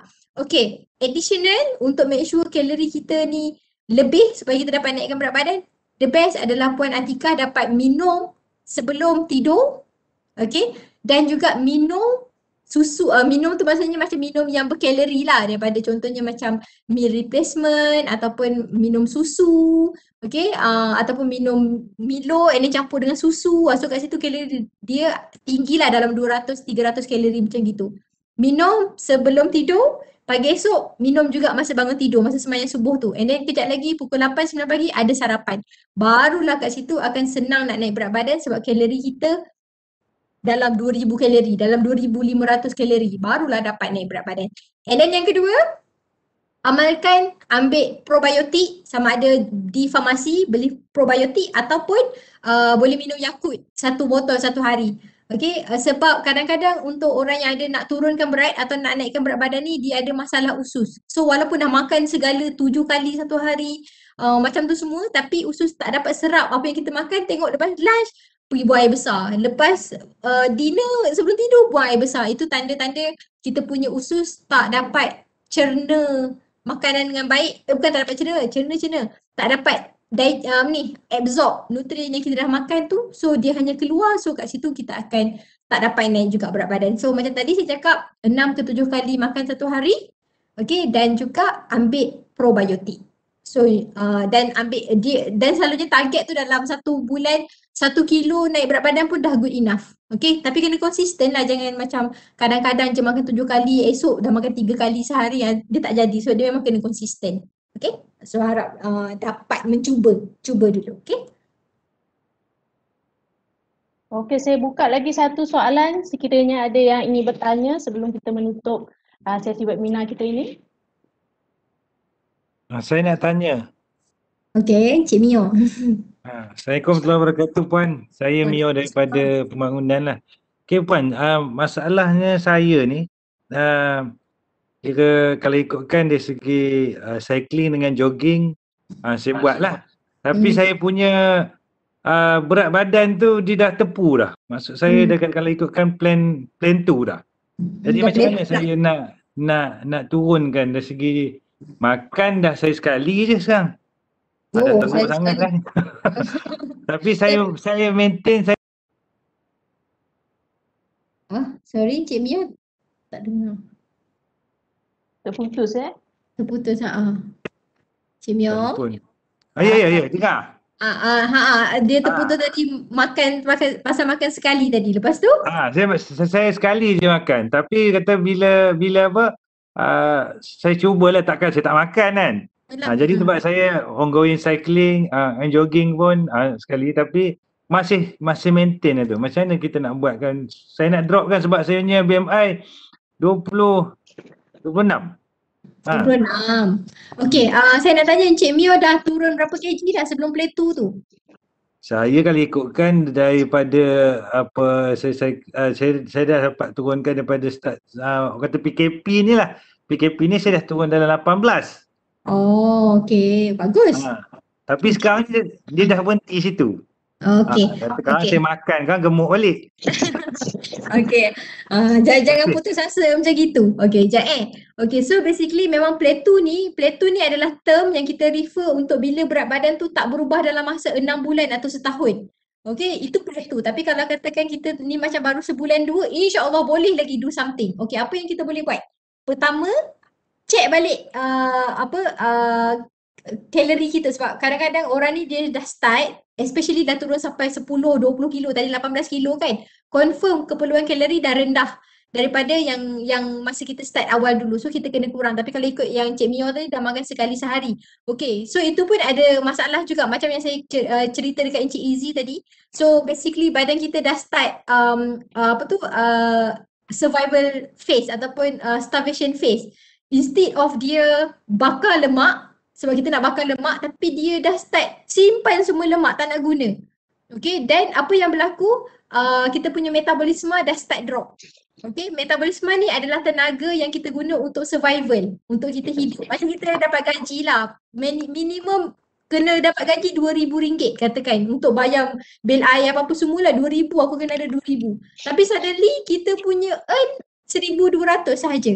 Nak tak nak mungkin kita tolak Unify, tak bayar, dah potong Unify, anak hantar tuition, dah tak hantar tuition. Kita akan cuba untuk matchkan dengan RM1,200 yang kita dapat. Sama juga berlaku dengan badan kita. Katakan metabolisme kita patutnya lelaki, Encik dah turun dalam tu, saya rasa paling tak pun 1,600 kalori Encik Mio. Okey, katakan sekarang makan sekali sehari saja. Boleh Encik Mio explain sikit tak apa yang Encik Mio makan sekali tu? Supaya saya lagi nampak berapa kalori, sebab sekali je makan kan boleh lah roughly kira. Apa yang Cik Mio makan? Saya makan macam tengah hari biasa lah. Macam tengah hari antara pukul 12 pukul 1 tu saya makan nasi senang kata kalau orang glamour kat OC nasi kukus lah. Oh, nasi kukus Situ lah. je. Okay, faham. Oh, itu je. Kira saya akan makan itu untuk kira malam tak ada lah. Malam makan kata tak ada sebab saya breakfast kadang sekarang ni saya makan dua keping roti dengan dengan Milo. Itu je. Saya cubalah kan. Kalau kata kalau dah lapar makan jugalah. Kita nak cuba ni sebab kita dah tempoh PKP ni dah PKP 2 dan PKP 1. Jadi saya tengok macam tahap tu saja. Sampai saya dekat rumah tu saya belikan meter digital. Digital untuk confirmkan saya punya kalori kan. Serupa juga saya kata terus je lah. Tapi macam Puan cakap tadi saya makan sikit je. Saya makan sekali tu tengah hari saja macam tu. Okay, so macam gini, saya lagi suggest Encik Mio makan balik breakfast at least lah, janganlah makan 5 kali makan breakfast, lunch dengan dinner. Okay, so mungkin nak kata yelah tengah hari ni takkanlah nak bawa bekal kan, perempuan mungkinlah rajin sikit nak meal prep ke apa.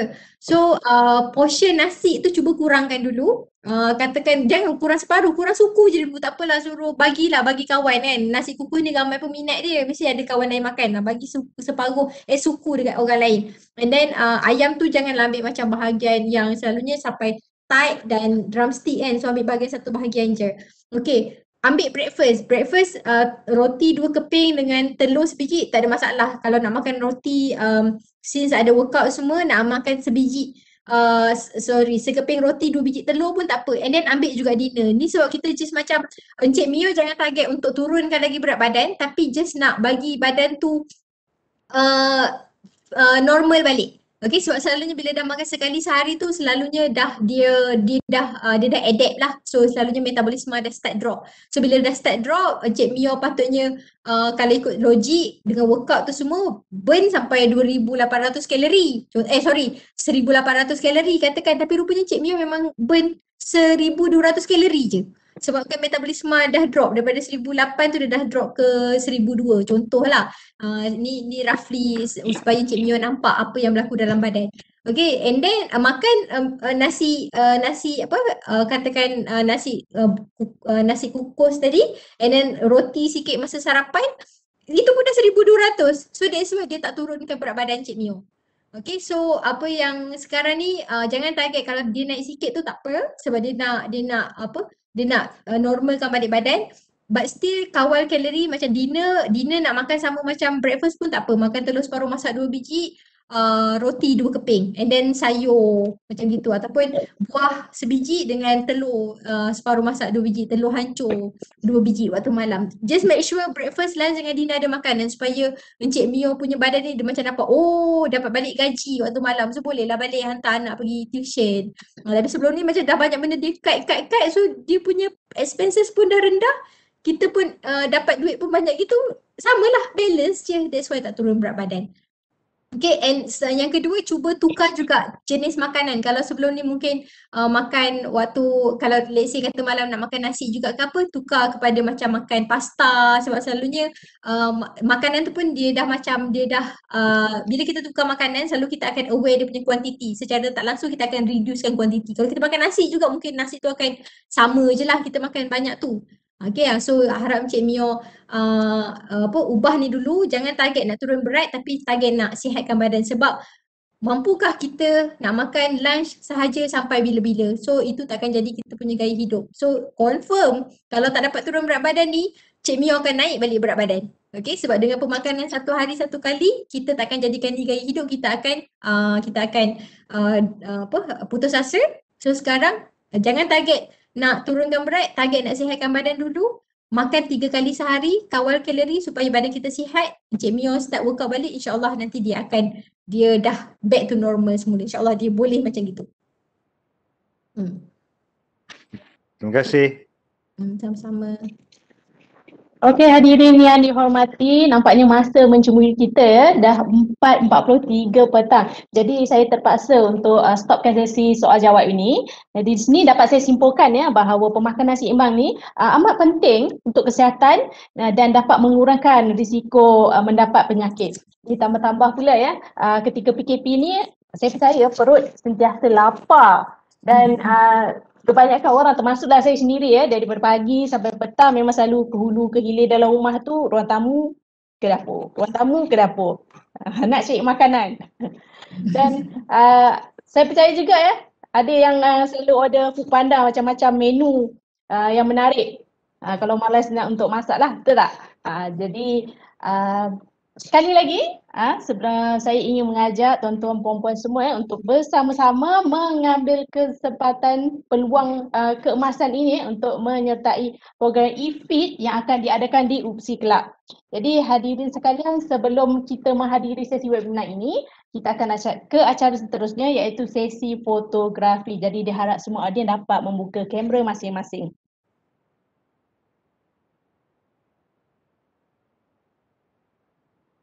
Okey, urus setia.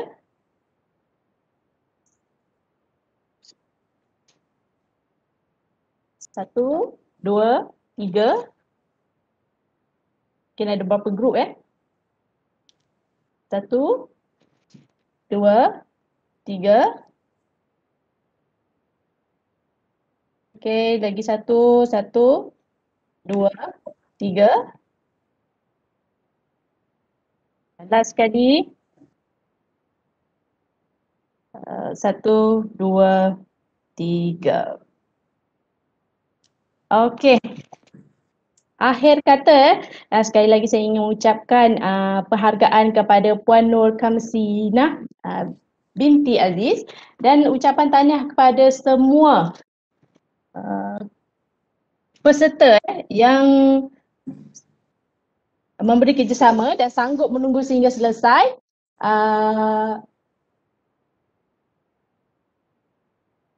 Sehingga selesai program ini sama ada secara langsung ataupun tidak langsung dalam menjayakan webinar ini. Dan saya juga ingin memohon maaf atas segala kesilapan dan juga kekurangan sepanjang mengendalikan program webinar ini. Jadi semoga ilmu yang dikongsikan dapat memberi manfaat. Dan jadi kita sudahi program ini. Jangan lupa untuk sertai webinar Fit for Work untuk siri yang ketiga yang bertajuk Amalan Gaya Hidup Sihat pada 18 Ogos 2021 jam 9 pagi.